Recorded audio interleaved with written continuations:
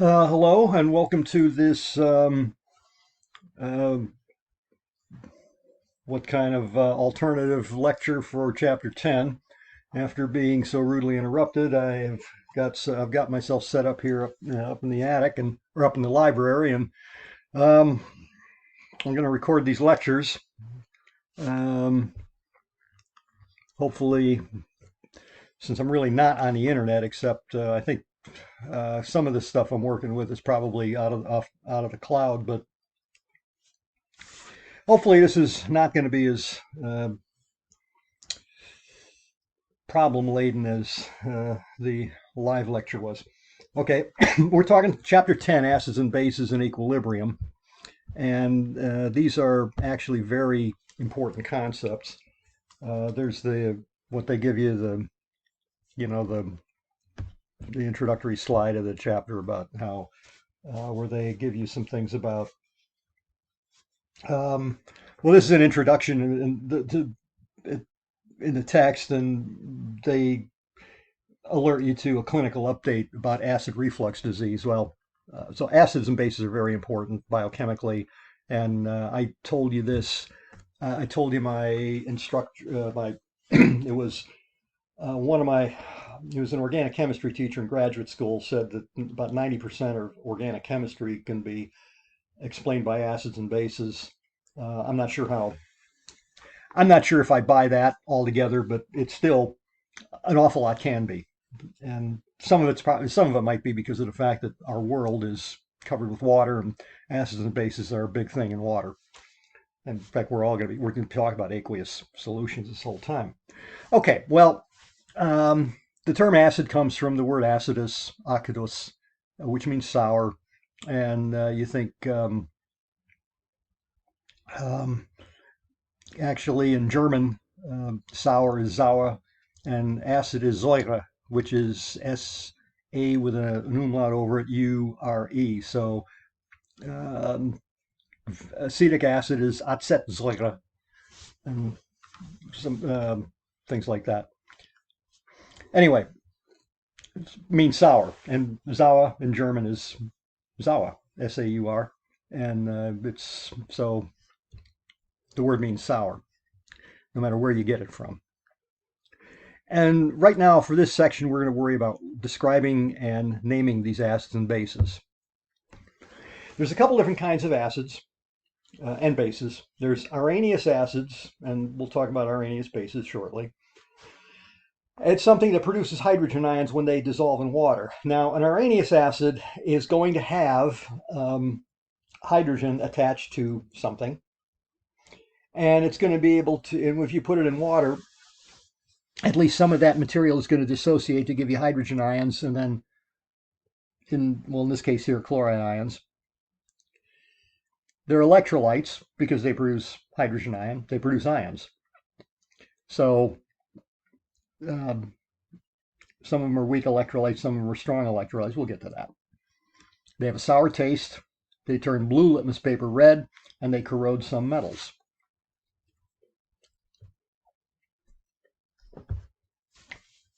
Naming them. I'm sure you've heard a lot of these names already. Hydrochloric acid and sulfuric acid. You've probably heard of that. Nitric acid, maybe phosphoric acid. You could buy, vinegar is acetic acid and water. And you can buy muriatic acid, which is hydrochloric acid, concentrated hydrochloric acid at a hardware store. Okay, so how we name them, hydrochloric acid, sulfuric acid, there's a method to that madness. And here it is. Acids we take hydrochloric acid and several in that group. Acids with a hydrogen ion and a nonmetal or cyanide ion. So there's hydrogen, H plus, and cyanide. Okay, cyanide ion. That's a polyatomic ion, but you have fluorine, bromine, chlorine, iodine. Actually sulfur. So hydrogen sulfide is essentially named this way. You take the prefix hydro. you need a prefix of hydro and end with ic acid. Okay, so you're going to have to, you usually have to lop off the INE in, um, the ene in chlorine, bromine, iodine, and so forth, and replace it with, well, hydro prefix and then ic acid at the end. So HCl is hydrochloric acid. HF is in water. This is all in water. HF in water is hydrofluoric acid. HBr is hydrobromic acid. HI is hydroiodic acid. And then there is, H2S can also be named hydrosulfuric acid. And you have to be careful with that because sulfuric acid and hydrosulfuric acid are two very different things.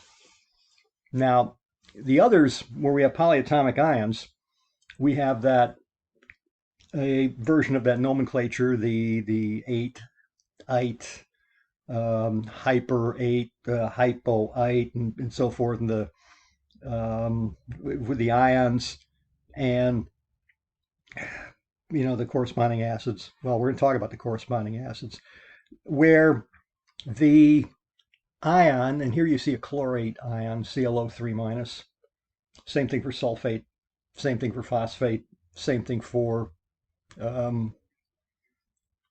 bromate, iodate, and so forth. What you do is you remove the ATE and replace it with ic acid. So chlorate, the corresponding acid, is chloric acid.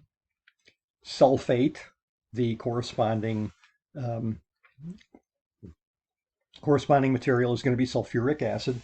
And in your text, table 10.1 has really, the most common acids, and there's a few others. So there's quite a few others that are actually common if you are in a technical field, but these are the main ones.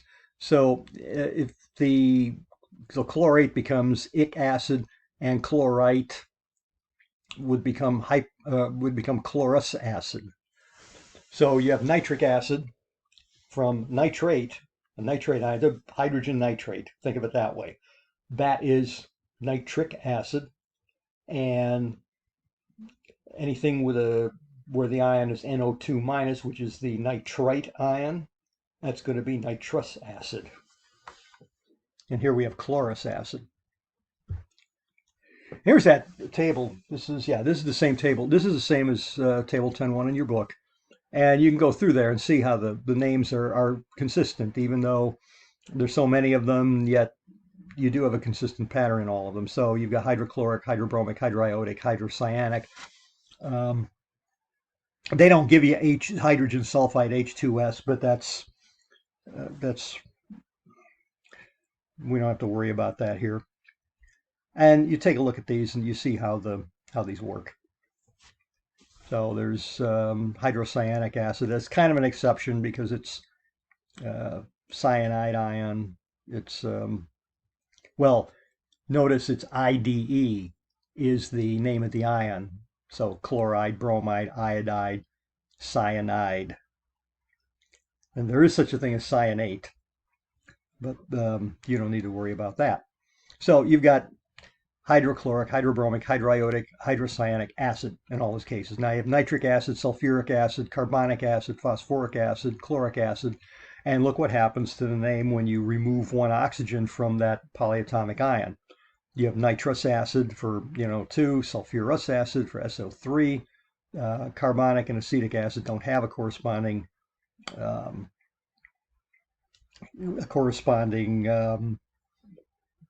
acid with one less oxygen. In fact, essentially, you could almost think of ethanol, ethyl alcohol, as acetus acid from that naming, but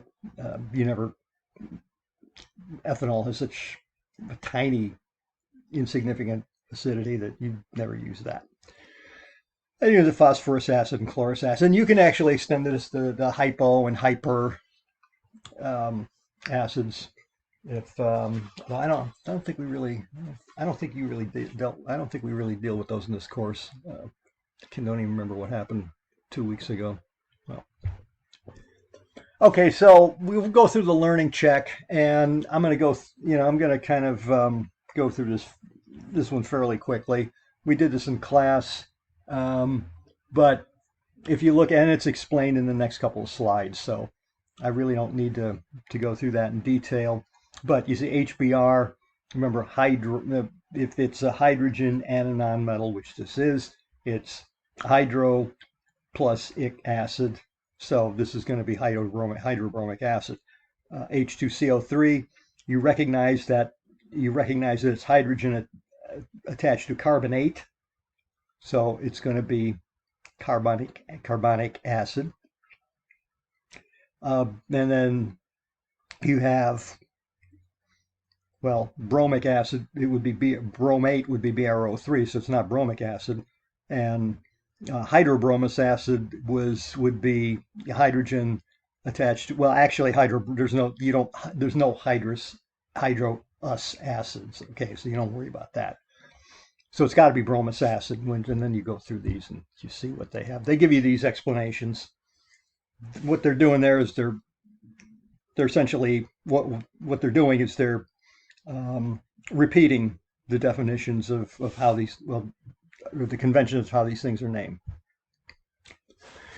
Arrhenius bases, remember we saw Arrhenius acids produce hydrogen ions. Well, Arrhenius bases produce hydroxide ions in water. They taste bitter or chalky. They tend to be slippery or soapy. They are also electrolytes because they produce hydroxide ions in water. And of course, if you have hydroxide, well, you've got to have some other ion there. So sodium hydroxide, potassium hydroxide, calcium hydroxide, barium hydroxide, lithium hydroxide, these are all Arrhenius bases. And they turn litmus paper blue. So you take red litmus and a base will turn it blue. You know the names of these already. These are ionic compounds, and you've seen them before. So you already know how to name them. Then their name is hydroxides. The typical Arrhenius bases are named as hydroxides. So we're getting there. Let's go through this here. Let's just look through these. The iodic acid, sulfuric acid. In fact, I'm not going to spend too much time on these learning checks because I'm going to be doing some other problem solving sessions later. But I'll go through this real quick. What's HNO2? Well, NO3 is nitrate. HNO3 is nitric acid, so there's one less oxygen there, so it's got to be nitrous acid, so that's going to be D. Calcium hydroxide, well, calcium hydroxide from an earlier chapter, ionic compounds, so you know how to do those. And then number 5, sodium hydroxide, that's number 5 is going to be that one. And the other two, well, you notice the sulfate, you could call it the sulfate radical, which is sort of a sulfate piece, a little piece of a puzzle there. The SO4, so that's going to be sulfate, so sulfuric acid. HIO3, IO3, if by analogy with chlorate, which you just saw, ClO3 minus, you can name that one, that would be iodate, and then the acid is going to be iodic acid. And let me caution you, don't put hydro there when you've got these oxygen containing species, the oxygen containing anions, because the hydroiodic acid is HI, hydrogen iodide. So keep that in mind. So watch that hydro prefix. It's easy to lose yourself in it. Okay, so there's your answers. So here's a summary of the characteristics of Arrhenius acids and bases.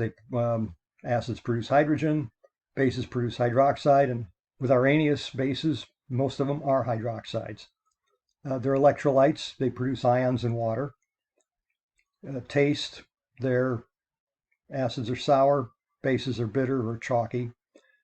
And the field, I don't think they mentioned that in the earlier table, but they would have mentioned it in the text. They may sting. In fact, if you've ever been burned with acid, it hurts.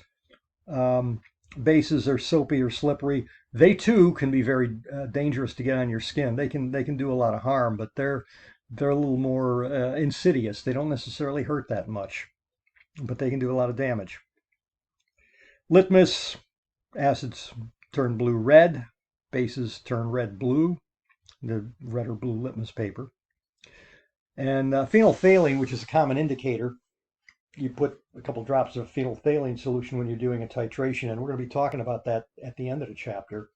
Um, you'll put a little bit of it into when you're measuring the concentration of a solution. You want to know what concentration of hydroxide is, or concentration of acid is, or concentration of base, concentration of acid.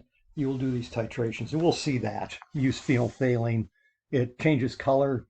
It's colorless in acids, and then in a base it turns pink or even red. Actually, it can get very dark if you overdo it, put too much into the solution to be titrated. And here's lastly, we're going to get into the acids and the bases. One of those, I think, if you think of it, okay, sour taste as acid. Just remember sour, sour, acidus. Remember German, Säure for acid, a sour material. Anyway, of course, I suppose most of you don't know German, so, but that's one way of remembering it. It has a sour taste. Something with a sour taste is going to be acidic. Something produces hydroxide in aqueous solution is going to be a base. And has a chalky taste, it's going to be a base. An electrolyte is going to be both. And producing hydrogen in aqueous solutions, well, that's going to be an acid. And so there you have your answers. So that's the end of section 1.